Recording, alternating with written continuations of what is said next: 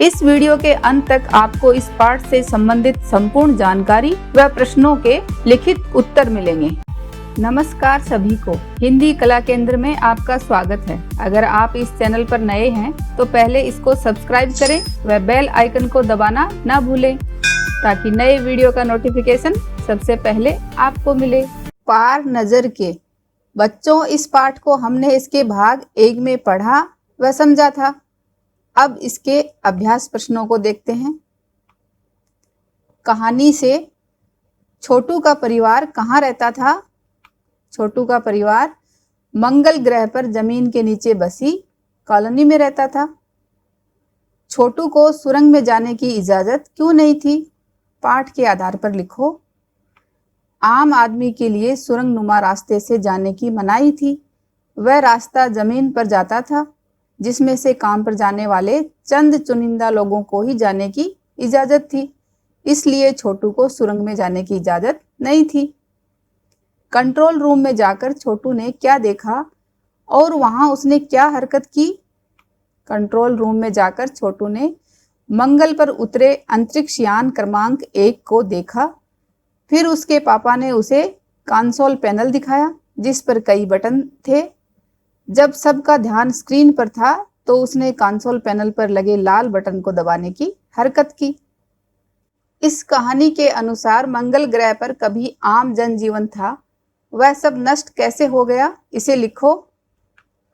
मंगल ग्रह पर पहले आम जनजीवन हुआ करता था, परंतु सूरज में हुए परिवर्तन के कारण वहां के वातावरण में बदलाव आने लगा और प्राकृतिक संतुलन बिगड़ गया, जिसकी वजह से पशु पक्षी, पेड़ पौधे और अन्य जीव उस बदलाव को सहने में असमर्थ हो गए और धीरे धीरे मरने लगे।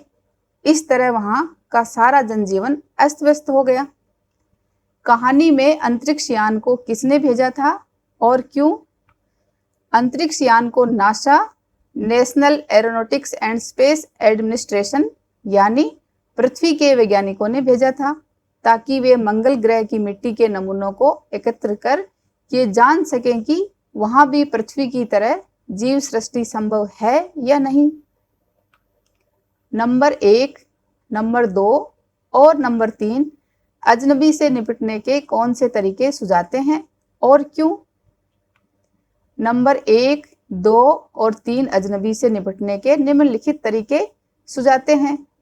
बच्चों, यहाँ मैं इसका आंसर थोड़ा लंबा लिख रही हूँ, आप अपने हिसाब से अपने शब्दों में इसे लिख लेना।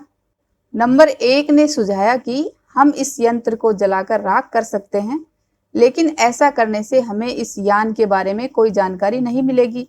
इसको हम जबरदस्ती नीचे नहीं उतार सकते, लेकिन ये अपने आप नीचे आए तो हम इसको नष्ट करने की क्षमता रखते हैं, क्योंकि इसमें कोई जीव न होकर केवल यंत्र ही होंगे।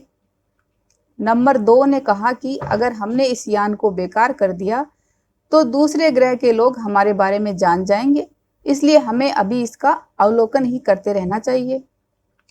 नंबर 3 ने अपनी राय बताई कि हमें कुछ ऐसे प्रबंध करने चाहिए जो हमारे अस्तित्व को छिपाने में सहायक हों। जिन लोगों ने ये यान भेजा है वो फिर इससे बड़े सक्षम अंतरिक्ष यान भेज सकते हैं, इसलिए इस यान के यंत्रों को ये गलतफहमी देनी होगी कि उनके लाभ की कोई चीज यहाँ नहीं है। कहानी से आगे ऊपर दिए गए लेखकों की अंतरिक्ष संबंधी कहानियां इकट्ठी करके पढ़ो और एक दूसरे को सुनाओ। इन कहानियों में कल्पना क्या है और सच क्या है, इसे समझने की कोशिश करो। कुछ ऐसी कहानियां छांट कर निकालो जो आगे चलकर सच साबित हुई।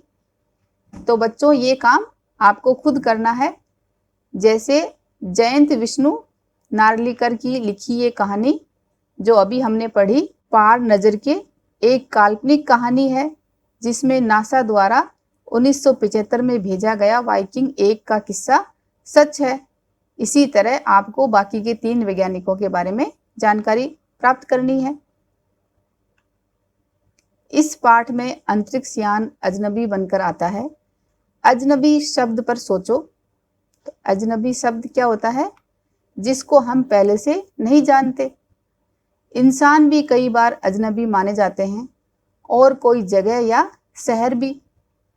हम किसी जगह पर पहली बार जाते हैं या किसी शहर में जाते हैं तो हमें वो भी अजनबी लगते हैं ना। क्या तुम्हारी मुलाकात ऐसे किसी अजनबी से हुई है?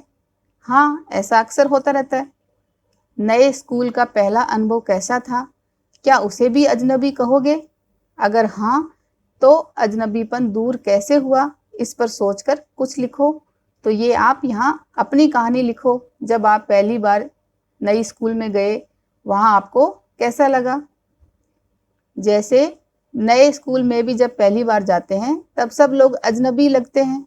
अध्यापिकाएं, विद्यार्थी, स्कूल का परिसर, कक्षा आदि सब अजनबी ही प्रतीत होते हैं। जैसे ही बच्चे आपस में मिलना शुरू करते हैं, अध्यापिका भी विद्यार्थियों से बातचीत करती हैं, तो फिर थोड़ा माहौल दोस्ताना हो जाता है।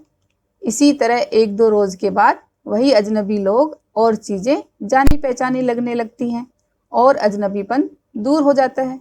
ऐसा ही होता है ना आपके साथ भी? अनुमान और कल्पना। ये कहानी जमीन के अंदर की जिंदगी का पता देती है। जमीन के ऊपर मंगल ग्रह पर सब कुछ कैसा होगा, इसकी कल्पना करो और लिखो। तो ये आप अपने मन की कल्पना से लिखो कि ऊपर क्या क्या हो रहा होगा। जैसे मंगल ग्रह पर बाहर के वातावरण में अत्यधिक ठंड होने की वजह से चारों तरफ बर्फ ही बर्फ दिखाई देगी। वहाँ ऑक्सीजन नहीं है, इसलिए जीव जंतु व पेड़ पौधों का कोई नामो निशान नहीं होगा। चारों तरफ सन्नाटा पसरा होगा। अगर पहले कोई पहाड़ या नदियां रही होंगी तो उनके निशान जमीन पर नजर आएंगे। मान लो कि तुम छोटू हो और ये कहानी किसी को सुना रहे हो, तो कैसे सुनाओगे? सोचो और मैं शैली में ये कहानी सुनाओ। तो आप ये समझो कि आप छोटू हो और आप ये कहानी कैसे सुनाओगे, तो आप इसे अपनी भाषा में सुनाओ, जैसे मैं इसे अपनी भाषा में लिख रही हूँ। मैं मंगल ग्रह पर अपने मम्मी पापा के साथ एक भूमिगत कॉलोनी में रहता था। मुझे एक सुरंग नुमा जमीन पर जाने वाले रास्ते में जाने की बहुत जिज्ञासा रहती थी, परंतु वहां आम आदमी को जाने की मनाही थी। एक दिन पापा की छुट्टी थी तो मैंने चुपके से उनका सिक्योरिटी पास हथिया लिया और सुरंग में चला गया। वहां पर सिपाही ने मुझे पकड़ लिया और वापस घर भेज दिया। उस दिन मम्मी से पिटाई हो जाती अगर पापा नहीं बचाते तो। पापा ने मुझे समझाया कि पहले हमारे पूर्वज जमीन के ऊपर ही रहते थे, लेकिन सूर्य के ताप में हुए परिवर्तन के कारण वहां का प्राकृतिक संतुलन बिगड़ गया, जिसके चलते आज हम जमीन के नीचे यंत्रों के सहारे रह रहे हैं। एक दिन पता चला कि हमारे ग्रह पर एक अंतरिक्ष यान उतरा है, जिसे दिखाने पापा मुझे अपने दफ्तर ले गए। वहां पर मैंने यान को बहुत करीब से देखा और मेरी नज़र उस कमरे में लगे कंसोल पैनल पर पड़ी। उस पर लगा लाल लाल बटन मुझे बहुत अच्छा लगा। न चाहते हुए भी मैंने उस लाल बटन को दबा दिया। फिर क्या था, उधर खतरे की घंटी बज उठी और इधर पापा ने एक जोरदार थप्पड़ मुझे रसीद दिया। भाषा की बात। सिक्योरिटी पास उठाते ही दरवाजा बंद हो गया। ये बात हम इस तरीके से भी कह सकते हैं, जैसे ही कार्ड उठाया दरवाजा बंद हो गया। ध्यान दो, दोनों वाक्यों में क्या अंतर है? तो बताइए आपको इन दोनों वाक्यों में क्या अंतर नजर आ रहा है? दोनों में एक ही बात कही जा रही है, लेकिन पहला वाक्य साधारण वाक्य है और दूसरा वाक्य जैसे ही कार्ड उठाया दरवाजा बंद हो गया। तो ये मिश्रित वाक्य हो गया, जो एक दूसरे पर आश्रित हो गया कि जैसे उसने कार्ड उठाया वैसे ही दरवाजा बंद हो गया। तो ये मिश्रित वाक्य में बदल गया। ऐसे वाक्यों के 3 जोड़े तुम स्वयं सोचकर लिखो। तो ये आप इसे समझकर अपने आप बनाइए। जैसे टीवी देखना शुरू करते ही मम्मी आ गई, तो ये साधारण वाक्य है। इसे मिश्रित वाक्य में बदलना है, तो कैसे करेंगे? जैसे ही टीवी देखना शुरू किया मम्मी आ गई। खाना खाते ही पेट में दर्द बंद हो गया, तो इसी वाक्य को जैसे ही खाना खाया पेट में दर्द बंद हो गया। मेरे चढ़ते ही बस चल पड़ी, जैसे ही मैं चढ़ा बस चल पड़ी। तो ये मिश्रित वाक्य बन गया। छोटू ने चारों तरफ नजर दौड़ाई। छोटू ने चारों तरफ देखा। उपर्युक्त वाक्यों में समानता होते हुए भी अंतर है। आपको समझ आ रही है ये बात? नजर दौड़ाना और चारों तरफ देखना, दोनों में अंतर है ना। वाक्यों में मुहावरे विशिष्ट अर्थ देते हैं। यहाँ नजर दौड़ाना एक मुहावरे का प्रयोग हो गया तो उसका अर्थ उसके हिसाब से निकलेगा।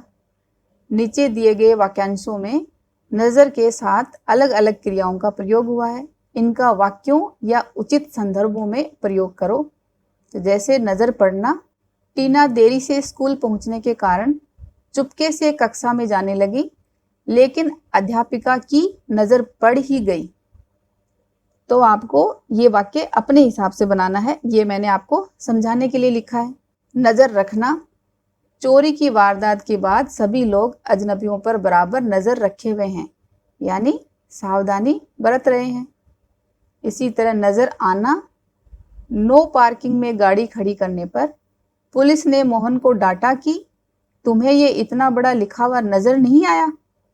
इसी को आप अलग तरीके से भी, ये नेगेटिव वाक्य बनाए हैं, इसी को आप पॉजिटिव भी बना सकते हो। नजरें नीची होना, अनिल की झूठ सबके सामने पकड़े जाने पर उसकी नजरें नीची हो गई, यानी वो शर्मिंदा हो गया। नीचे दो दो शब्दों की कड़ी दी गई है। प्रत्येक कड़ी का एक शब्द संज्ञा है और दूसरा विशेषण है।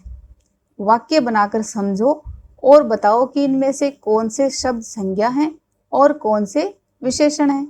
तो ये आपने अपनी छोटी कक्षाओं में या व्याकरण में जरूर पढ़ा होगा कि संज्ञा किसे कहते हैं और विशेषण किसे कहते हैं। किसी भी नाम को संज्ञा कहते हैं और किसी की विशेषता बताने वाले शब्दों को विशेषण कहते हैं। तो हमें इनमें से जानना है आकर्षक, आकर्षण, प्रभाव, प्रभावशाली, प्रेरणा, प्रेरक। तो इनमें आकर्षक, प्रेरक, प्रभावशाली, ये सब क्या हैं? ये विशेषण हैं जो हमें किसी की विशेषता बताएंगे, और बाकी के ये संज्ञा हैं। इनका वाक्यों में प्रयोग करके समझते हैं। जैसे आकर्षक, ये राखी बहुत आकर्षक है। तो यहाँ ये राखी की विशेषता बता रहा है, इसलिए ये आकर्षक शब्द विशेषण हुआ। आकर्षण, ये संज्ञा, इस राखी में बहुत आकर्षण है। इसी तरह प्रभावशाली, ये विशेषण है। सचिन क्रिकेट की दुनिया के प्रभावशाली व्यक्ति हैं, यानी ये प्रभावशाली शब्द सचिन की विशेषता बता रहा है। प्रभाव, सचिन का क्रिकेट के खेल में प्रभाव है, तो ये प्रभाव शब्द यहाँ संज्ञा है। प्रेरक, ये विशेषण कैसे हुआ? पंचतंत्र की कथाएं प्रेरक होती हैं, तो ये पंचतंत्र की जो कथाएं, कहानियां हैं, उनकी विशेषता बता रहा है। प्रेरणा, ये संज्ञा है। पंचतंत्र की कथाएं हमें प्रेरणा देती हैं। पाठ में फ और ज वाले, नुक्ते वाले, यानी जिनके नीचे डॉट लगी रहती है, वो नुक्ते वाले शब्द कहलाते हैं, जो फारसी शब्द होते हैं। 4-4 शब्द छांट कर लिखो। इस सूची में 3-3 शब्द अपनी ओर से भी जोड़ो। तो पाठ को एक बार फिर से देखो, आपको ये नुक्ते वाले शब्द बहुत सारे दिखाई देंगे, जिनमें फ वाले साफ, सिर्फ, स्टाफ, तरफ, इसी तरह 2 अपनी तरफ से, फन, फायदा। और अब ये 2 शब्द आप मुझे कमेंट बॉक्स में लिखकर दिखाओगे, ठीक है। इसी तरह ज वाले नुक्ता शब्द पाठ में से नज़र, रोज, इंतजार और ज़मीन, जहाज, राज। और ये 2 आप मुझे कमेंट बॉक्स में लिखकर बताओगे। इस पाठ को एक बार फिर से पढ़ें व समझें। वाइकिंग एक अंतरिक्ष यान के बारे में जानकारी इकट्ठा करें।